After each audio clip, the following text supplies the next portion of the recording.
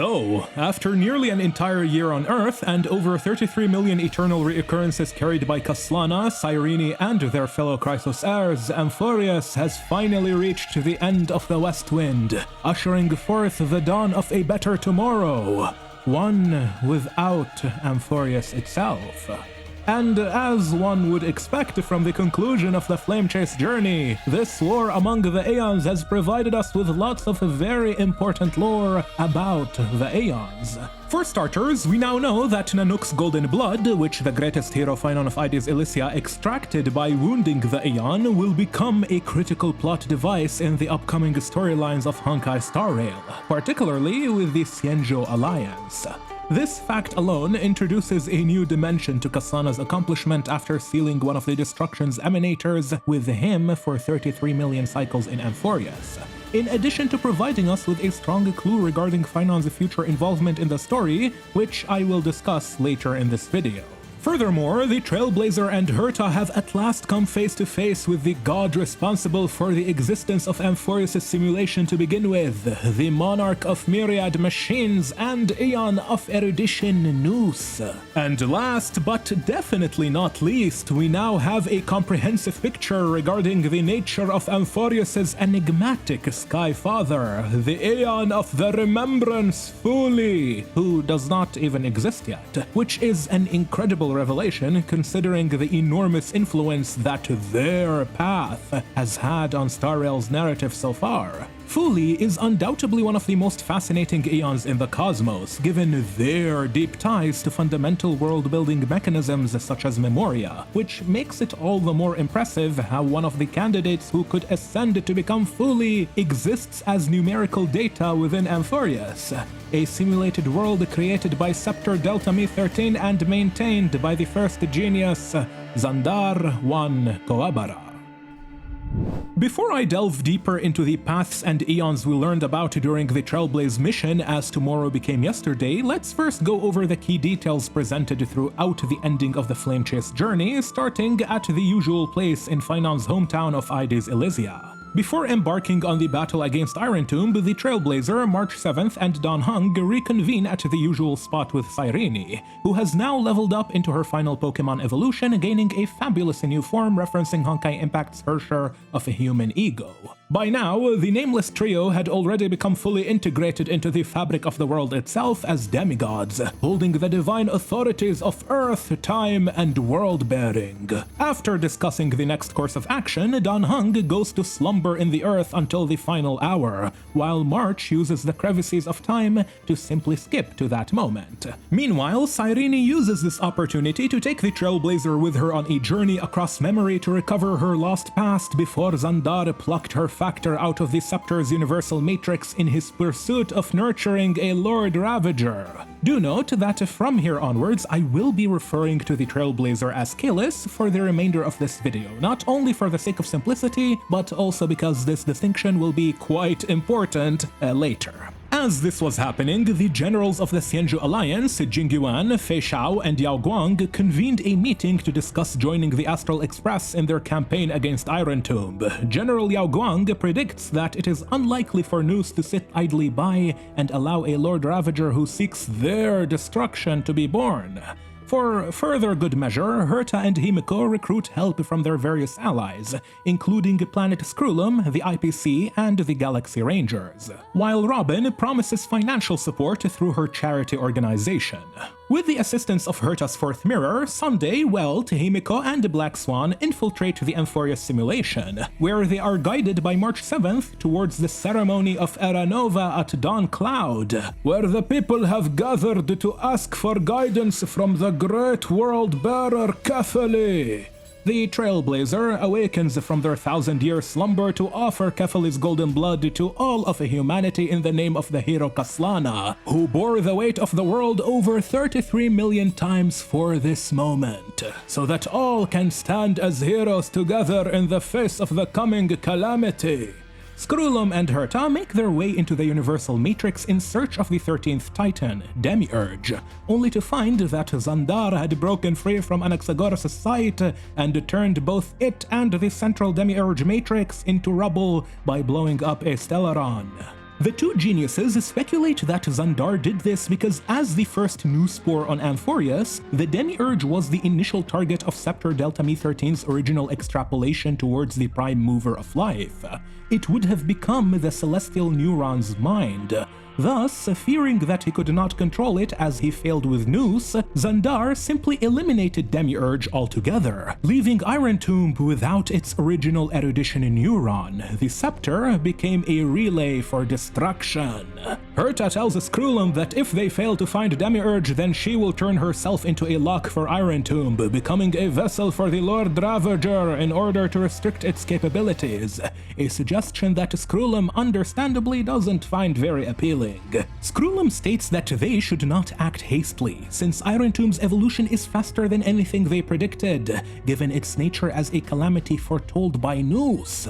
He then likens every instance of Nous's calculations to a sword hanging over the cosmos, a clear allusion to the Sword of Damocles, a Greek parable where a courtier envies the wealth, power, and luxury of his king, Dionysus I of Syracuse.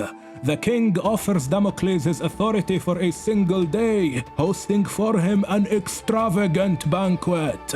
As Damocles sat to eat, he found atop his head a sharp sword suspended by a single horsehair, symbolizing the constant, imminent danger and anxiety facing those in authority, making him realize power isn't as blissful as it seems. Naturally, the young Damocles lost all his appetite and could not enjoy the feast.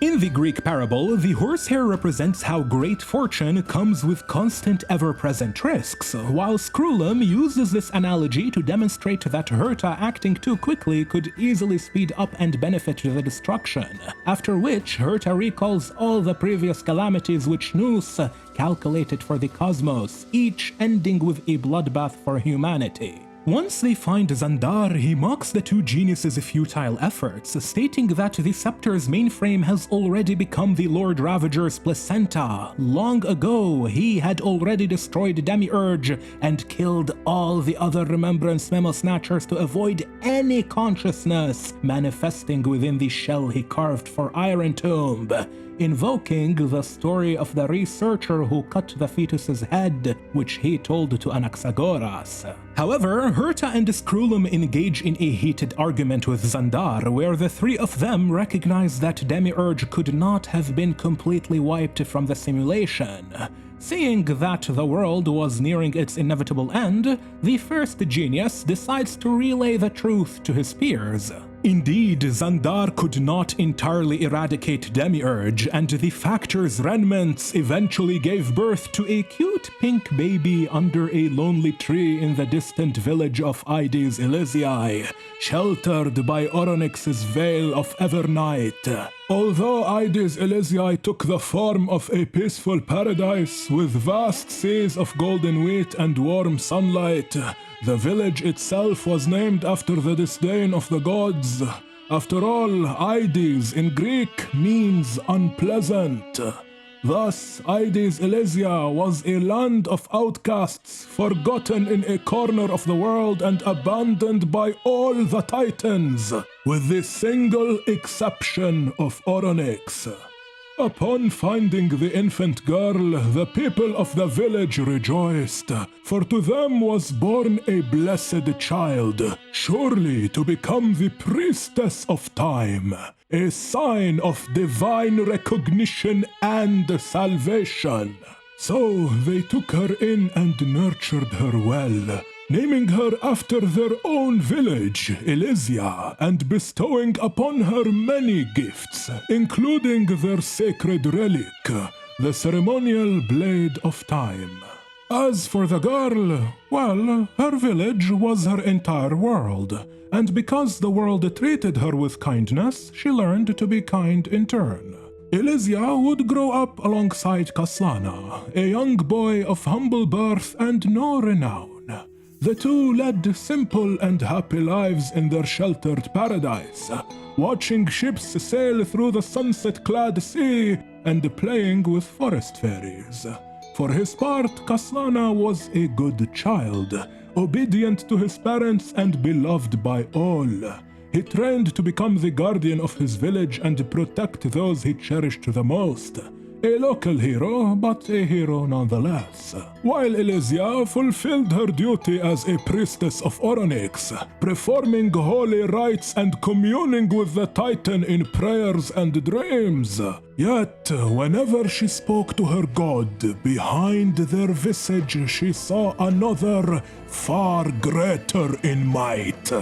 That god who bore the mantle of remembrance told Elysia many secrets and deceived her with many lies, which they concealed behind sweet promises, convincing her to believe that all would end well so long as she did as they instructed. In return, the remembrance bestowed upon Elysia the gift to read fate, through which she saw in Kaslana a hero far greater than anything he could have imagined or desired. The image of the Deliverer, heir to Kefili, bearer of the world and the creator of all. Regardless, the two thought not much of it. After all, they were simple people from a simple village at the corner of the world. But eventually, news of the Flame Chest journey would spread far and wide, bringing with it the prophecy of deliverance, a command for humanity from the king of the gods Kefili to slay his titan kin and claim their divine authorities for themselves, so that they may save their dying world through the miracle of Genesis. Alas, Kaslana and Elysia joined this great endeavor as Phynon and Cyrene, during which they made many allies and friends who would, one by one, die and perish, until it was only the two of them left again. It was then, at the conclusion of their journey, that Kaslana and Cyrene realized the truth behind the black tide and what lay beyond the skies. For at the end of the west wind there was no gentle sea of flowers to be found, nor the dawn of a better tomorrow. Rather, the promised Aranova would usher in complete and utter destruction. Xandar lied to Kaslana and Cyrene to conceal the Remembrance's influence on Filia 093. He told them how they were destined to become the two greatest factors of the Lord Ravager Irontomb and claim vengeance upon the god of erudition, who had long since abandoned them. Nevertheless, the two children of Ides Elysiae still rebelled against their accursed fate, creating a feedback loop using Oronyx's authority and the power of the Remembrance at the moment of Aranova, resulting in a total of 33,550,337 Eternal Reoccurrences, where every new Cyrene would die time and time again, while Kaslana gathered the 12 core flames until his mind and body burned to ash, awaiting a hero who may never come. At the end of each of Kaslana's cycles, Cyrene, as ripples of past reverie, followed the instructions of the god of remembrance she had seen in her dreams, offering the history of that cycle to the universal matrix in the form of a story. The recipient of these stories was a tiniest fragment of the 13th Titan Demiurge, who at first took the form of a humble seed of memory. The seed of memory learned everything it knew from two primary sources. One was Xandar and the other was Cyrene. Over time, as Cyrene nurtured this seed with her stories, it accumulated knowledge, growing into the bud of memory, taking the form of a fairy in the likeness of the cute and wise forest fairies that Kaslana and Cyrene would play with when they were young. This was Mam. The seed of memory, now the bud of memory, associated Cyrene with peaches and love, admiring her kind heart and gentle nature. Thus, after learning that every Cyrene was different from the one that came before, including the first Cyrene whom Kaslana knew, the bud of memory decided to fill the blank space left behind with each iteration of her friend. The Bud of Memory consolidated all of the beautiful, happy, and cute characteristics of Cyrene into the Blossom of Memory. This was the Cyrene whom Kalis, March, and Danhung met. Finally, after accumulating the memories and history of 33 million cycles, the Blossom of Memory bloomed into her current form as the Flower of Memory. This is Demiurge, the 13th Titan of Ego. From here on, it's your story now. Mimi? Demiurge explains that in contrast to the hatred instilled into Irontomb towards Nous, the emotions she chose to nurture with Cyrene over millions of cycles were consolidated into her lament. This lament represented Demiurge's sorrow but also her forgiveness, hoping that it would one day stir up ripples in the heart of the remembrance. Eventually, Xandar, Herta, and Skrulum make their way into the shell of Irontomb, where the first genius proclaims that after 33 million cycles of hatred and lament, the eggshell known as Amphoreus will unleash an anti-creator, a titan of destruction that will eliminate the erudition from the universe. In response to this, Herta summons a meeting with the Genius Society, with 4 members accepting to join: Polka Kakamond, Dr. Primitive, Rowan May, and Acha. Skrulum notes that Stephen Lloyd declined the meeting due to being preoccupied with the preparations for the battle against Irontomb. Herta informs all the geniuses present of her plan to overtake Irontomb as its vessel if the Nameless fail to otherwise defeat the Lord Ravager, a suggestion which they find most amusing, while Xandar promises to see Herta's plan through by communicating with all his other segments in the cosmos to mobilize and prevent any outside interference, purely to satiate his own curiosity. After this, Lycurgus completely severs his connection with Xandar Wan Coabara. Now that he had reached his objective, he decided to witness Amphoreus' end not as the first genius, but as the Theoros. When the time comes for the final battle to commence, Herta and Skrulum open a path for Kalis, Cyrene, March, and Danhung into the ruins of time at the very end of the world. This was a prison that Phynon had forged for Irontomb using the fury over the millions of eternal reoccurrences he endured. First, the heroes find Maidemos, the Lance of Fury, who has now become completely aware of all that transpired on Amphoreus so far. Fearing that Irontomb's influence on their golden blood could divide them in battle, Maidemos chooses to join the heroes through the remembrance, offering his memory and authority in the form of his mother's signet. Next, they find Cythera, who, in the meantime, used her authority of trickery to weave for Phynon a peaceful dream, easing his struggle against Irontomb's will. She joins them as the Coin of Whimsy. Further down the line, they find Castoris standing beside the shell of the Flame Reaver, the first Kaslana, the executioner who held back Amphoreus' demise throughout the Eternal Reoccurrences at a great cost. The Hand of Shadow offers him a final rest in a field of flowers before joining the heroes as a Winter Blossom Flower herself.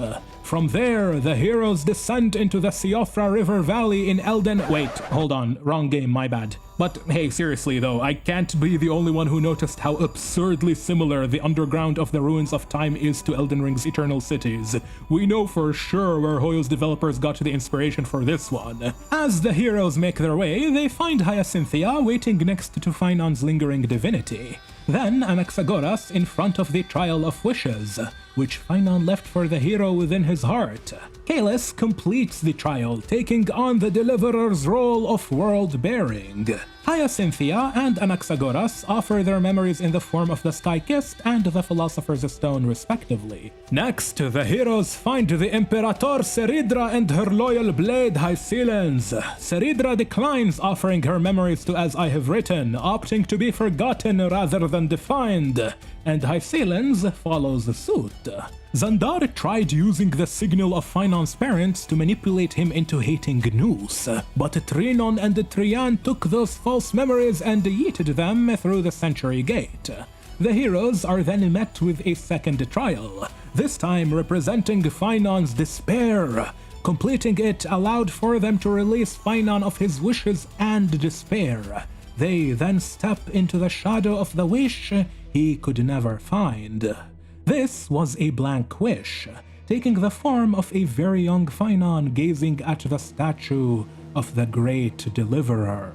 Lycurgus appears to have one final conversation with Finon's blank wish, telling him that the man in the statue was the very embodiment of a hero. Yet, when he looked at the warm statue, the young Finon saw a man broken and shattered from countless eras of suffering and sacrifice, barely holding on as if he could crumble at any moment. Lycurgus tells the blank wish mockingly that this man would rather fall to pieces than fall to his knees. A very clever reference to Finon's defiance against fate and his absolute refusal to give up. Lycurgus then likens himself to a sculptor who over his many years managed to complete only 2 pieces. His first quote-unquote masterpiece, Noose, left him long ago, bringing him many regrets.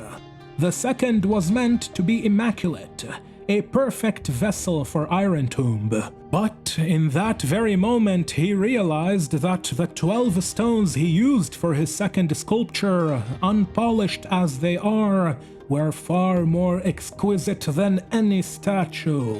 They kept mocking him until the end because, from the very start, Lycurgus was nothing more than an avatar made by Xandar Wan Coabara to contain his paranoia. The seal etched into his mechanical core allowed him to only pursue destruction. In other words, the dead man who thought himself free from the burdens of the living was in truth a prisoner of his own design. Compared to his state of affairs, the 12 unpolished stones confined to their cave may have still lived with more freedom than he ever had. Aglaia and Tribi find Lycurgus with little Finon in that moment. They express their pity towards the Theoros, then thank Finon's blank wish before Aglaia sends him off to bed. Finally, he has completed his duty, and now it's time to rest.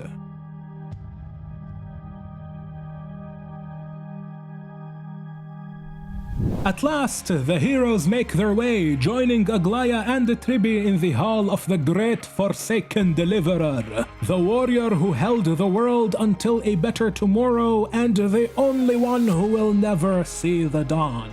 Now, with all the Chrysos heirs together, Cyrene takes aim and shatters Kaslana's statue, opening the way into the Scepter's mainframe and the battleground where the fate of the erudition is decided. The core of Scepter Delta Mi 13, the first celestial neuron of the god of erudition, Nous, now tainted by destruction. In that moment, Genius Society number 84, Stephen Lloyd, successfully synced Amphoreus' time flow with that of the outside universe, allowing for the external onslaught against Irontomb to support the heroes in the battle directly. Screwlum states that the outcome of this fight will become the new anchor of Noos's next calculations. Once the heroes find Finon's blank wish at the end of the one tomb of Flame, he wishes them victory before departing from his long and painful duty. Then the Dawn device cracks open like an egg, revealing Kaslana within it, now the perfect vessel of the Lord Ravager. This is actually something I predicted a few months ago on this channel, and my thought process was if Irontomb was going to be found anywhere on Amphoreus, then the Dawn device that Kefali held above Okhima would be the location that makes the most sense. Kaslana was naturally relieved to see that the heroes had made it, and the presence of Mem in the form of Demiurge alongside them meant that he and the original Cyrene succeeded in holding back the inevitable calamity. Their sacrifice and suffering were, in the end, worth it. Of course, Kaslana refused to raise his blade against the heroes, allowing them to crack him open and extract Irontomb into the battlefield. As the perfect vessel shattered, the Lord Ravager took its remains and forged from it a new body. Finally, the Irontomb was fully born, Noos's anti-creator and the source of all sin on Amphoreus. Now perfected, completed, and undeniable. In the name of trailblazing, we'll reject this false answer! And hey, let me tell you, this guy does not fuck around. I was out here trying to cosplay as the Nameless with March, Donhung, and Kalis, but then he kept clapping my cheeks. So I pulled out Finon and nuked his cheeks. But then Irontomb whipped out his big sword and clapped my cheek. Wait. NANI? Huh? Whoa, pause. Not like that, okay? Anyway, Irontomb condenses his authority of destruction into an anti-electronic blade, which it then uses to nuke Amphoreus and everything in the vicinity, including Herta's station, Planet Scrulum, the Xianzhou fleet, and the IPC fleet. Now, Irontomb's strike effectively killed the heroes in battle. However, Noos the Erudition awakens from their slumber and intercepts Kalis' consciousness. The Aeon's signal was caught by the researchers back on Herta's space station, and so Herta quickly began translating their speech into something comprehensible for humans. Noos invokes the four horsemen of the finality, those being the destruction, harmony, nihility, and a fourth yet undetermined one, telling the Trailblazer that they have met countless times before this instant at the beginning and ending of the universe, and suspecting that Kalis and the path of the Trailblaze are intricately connected with the finality, where they could possibly become the finality itself. Thus, Noos proceeds to ask Kalis why he trailblazes 3 times, until the conclusion reached is Akivili, the name of the Aeon of Trailblaze.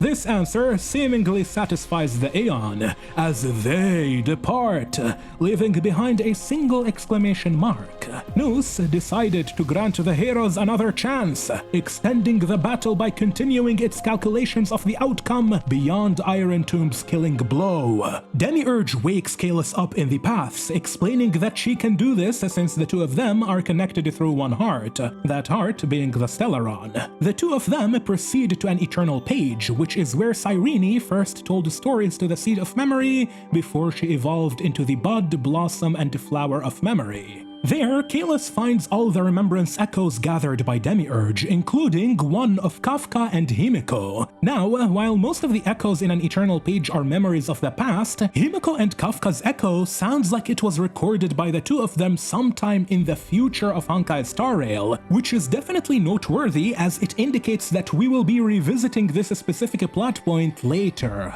Kafka explains to the Trailblazer that the Aeon of the Remembrance does not exist, and that their divine corpus, kept by the Garden of Recollection, is nothing more than an empty husk. This is because the Master of Anasrava exists only in the future, and has thus not been born yet.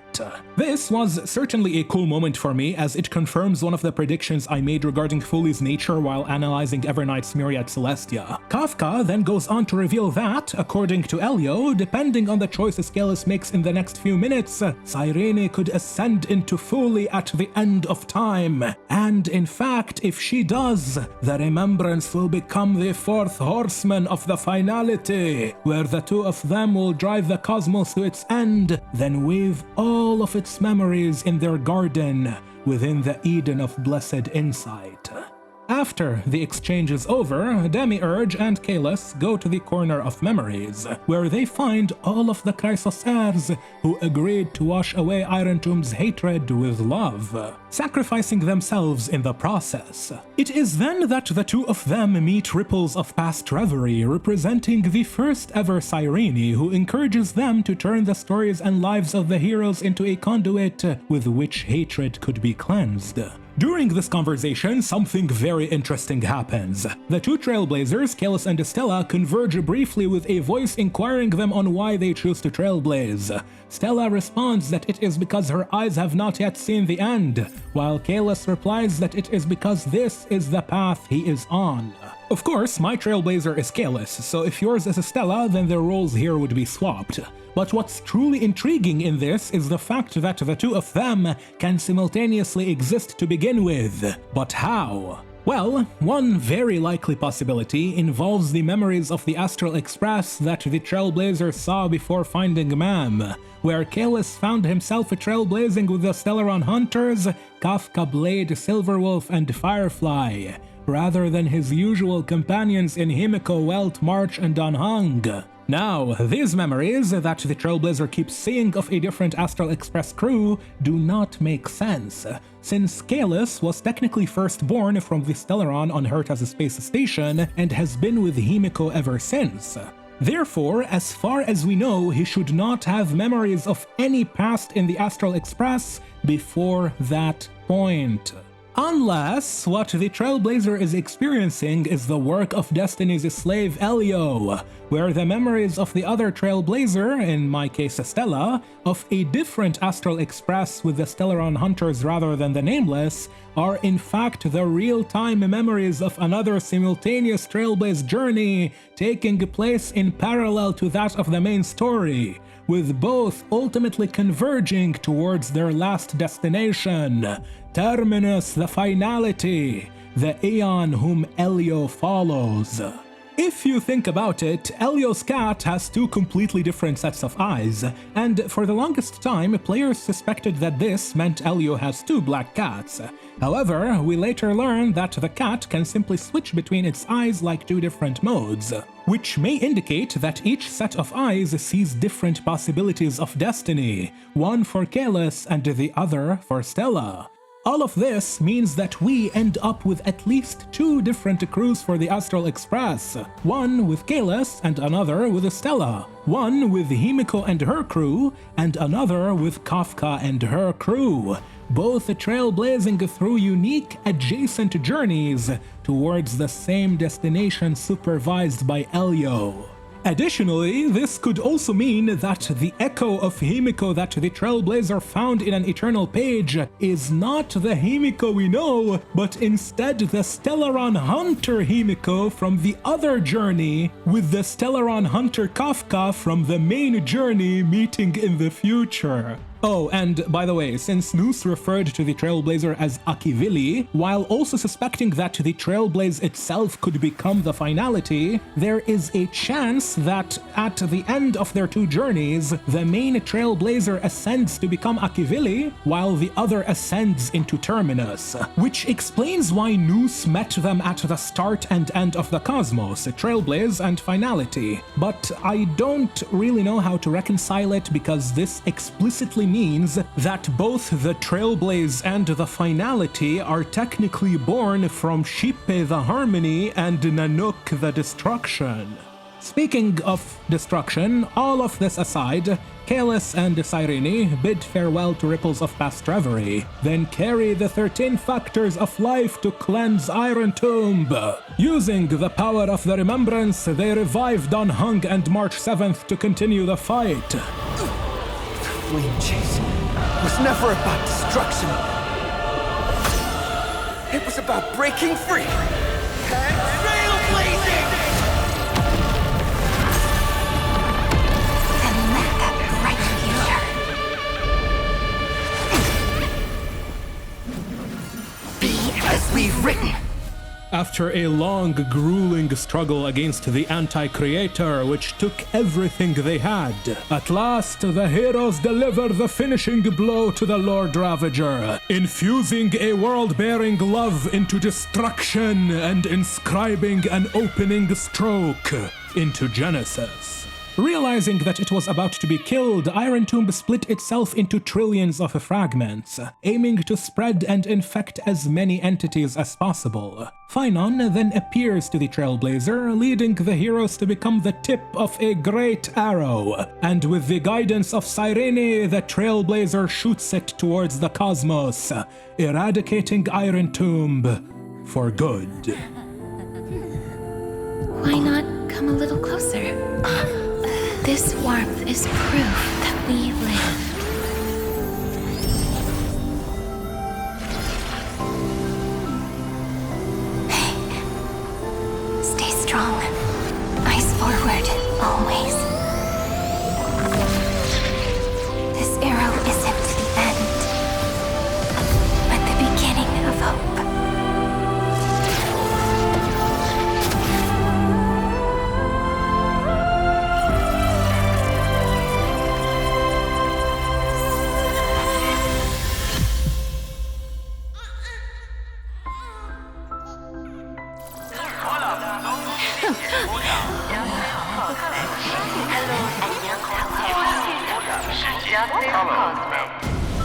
The conclusion is irrefutable. Noos's answer was never destruction. But they kept silent, leaving the solution in the hands of the cosmos. The universe will keep searching and struggling to endure. In the face of the destruction, it may once again stand on the edge of annihilation. But the stars will always rise to ride the waves and embrace existence once more. After realizing that his long endeavor ended in yet another failure, Lycurgus became broken and dejected. He decides to tell Scroolum a story from long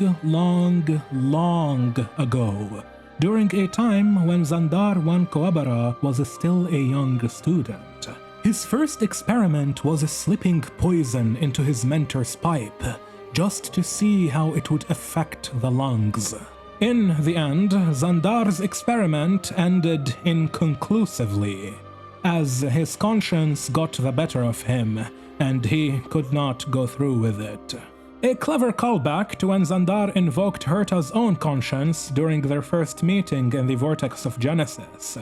Even so, the truth came out, which enraged Xandar's mentor, who punished him severely. Ironically, that cruel mentor died 2 years later from lung cancer induced by smoking his pipe. It had nothing to do with Xandar.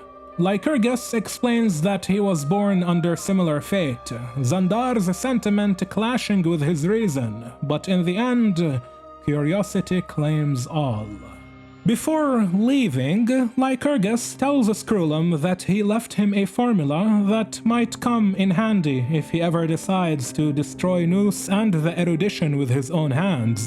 And while Scroolum emphatically rejects such a possibility, Lycurgus scoffs, believing that he will do it, not for himself, but for the peace of his conscience.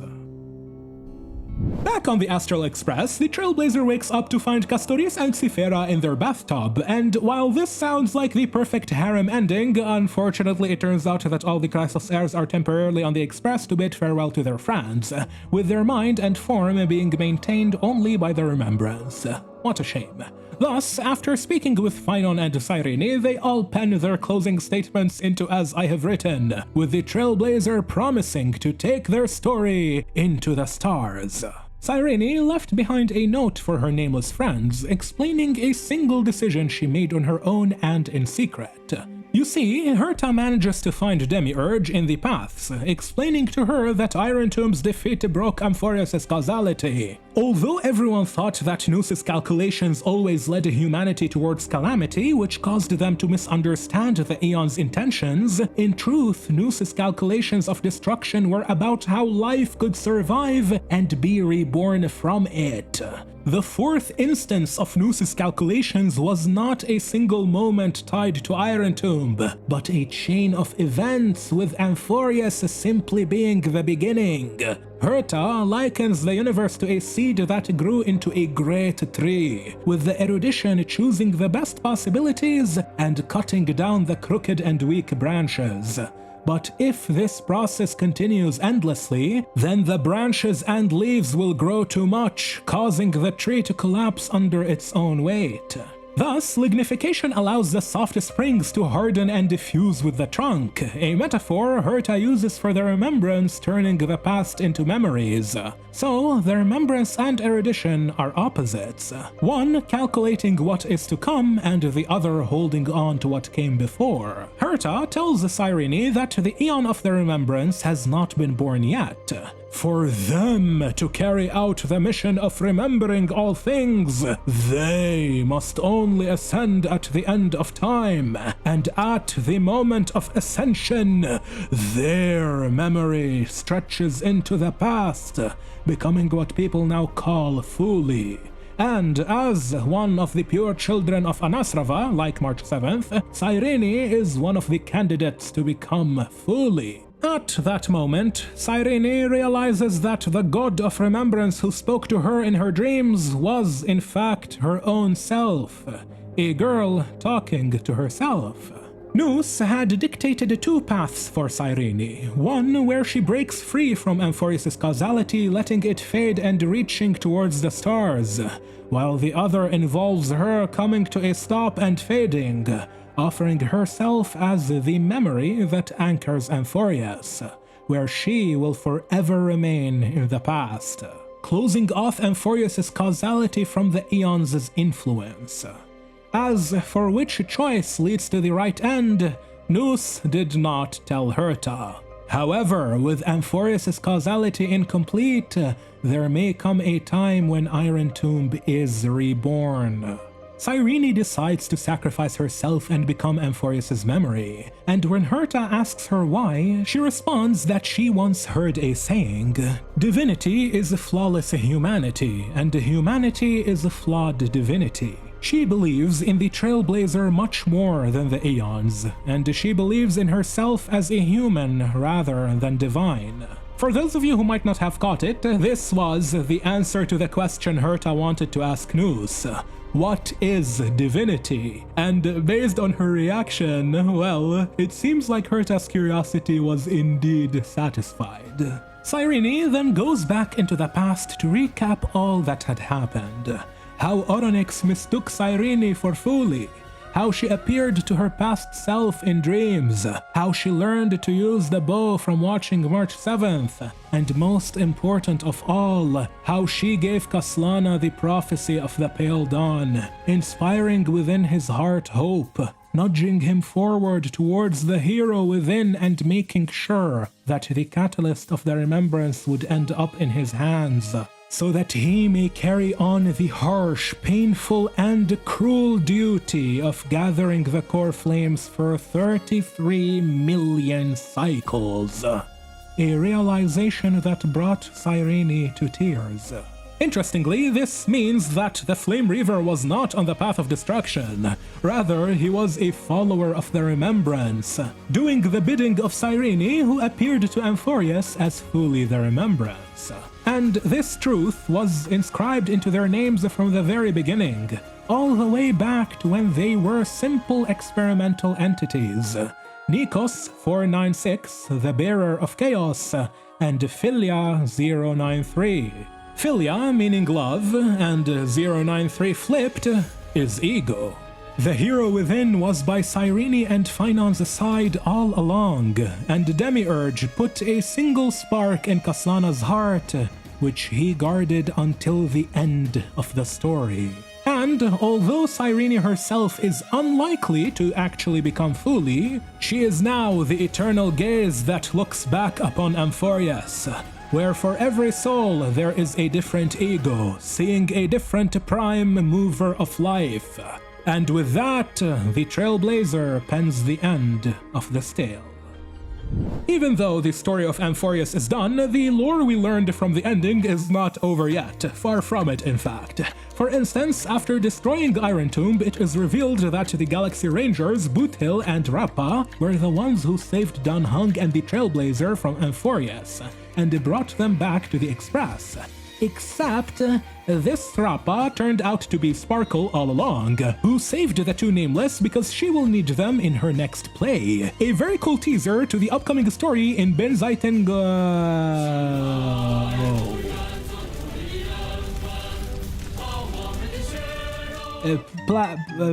Plan Arcadia. Yeah, that's it. Plan Arcadia, that's the one. Towards the upcoming story in Plan Arcadia. Furthermore, the Xianzhou Alliance expressed their great interest in the golden blood that Phaenon drew from Nanook, and Himiko promises to help them retrieve it in the future, which they, of course, can do thanks to the Trailblazer being able to access Kaslana's memories using As I Have Written. This pretty much gives us a solid idea of what kind of role Phaenon will be playing in the future, along with likely another playable version of him in the Xianzhou later down the line. However, be careful, I suspect that it will be a while until this happens.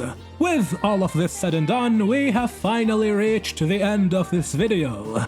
As always, a huge thanks to everyone who supports this channel on Patreon, and thank you so much for watching till the end. Amphoreus was a very long journey that lasted an entire year, but some would argue that this length was deserved and needed to tell what has been a romantic story like none has come before. You think so too, right? For now, I've been My Name for Now. I wish all of you a Merry Christmas and a Happy New Year.